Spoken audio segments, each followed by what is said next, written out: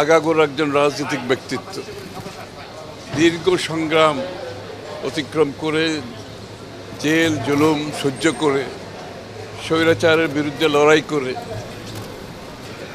নিজের শরীর জীবনের বিনিময়ে কষ্ট করেছে এবং যার বিনিময়ে আমরা আজকে একটি গণতান্ত্রিক দেশ ফিরে পেয়েছি, একটা নির্বাচন এবং নির্বাচনের মাধ্যমে একটি সংসদ সরকার গঠন হয়েছে। অতি প্রত্যাশিত এই বিষয়ে তার ভূমিকা অগ্রভাগে ছিল, এটা আমরা সবাই জানি।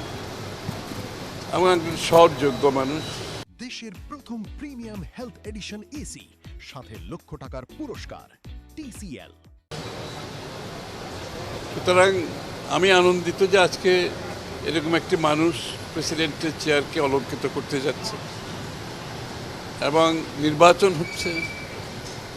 আমরা যে গণতন্ত্রের কথা বলে আসছি এতদিন, সেই গণতন্ত্রের প্রতিফলন ঘটছে।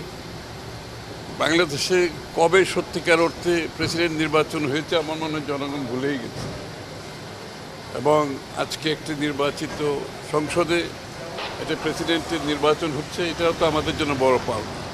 এবং এই ধারা আমাদেরকে গণতান্ত্রিক ধারা, যার জন্য আমরা লড়েছি, কষ্ট করেছি, জনগণ প্রাণ দিয়েছে, ত্যাগ স্বীকার করেছে, নির্যাতিত হয়েছে, এই ধারাকে আমরা অব্যাহত রাখতে হবে।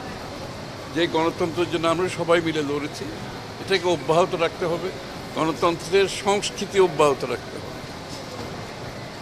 এটা যদি অব্যাহত থাকে, ইনশাল্লাহ যে বাংলাদেশ গড়ার প্রত্যয় আমাদের মাননীয় প্রধানমন্ত্রী নিয়েছেন, সবাই মিলে আমরা সেই বাংলাদেশ গড়তে পারবো আগামী।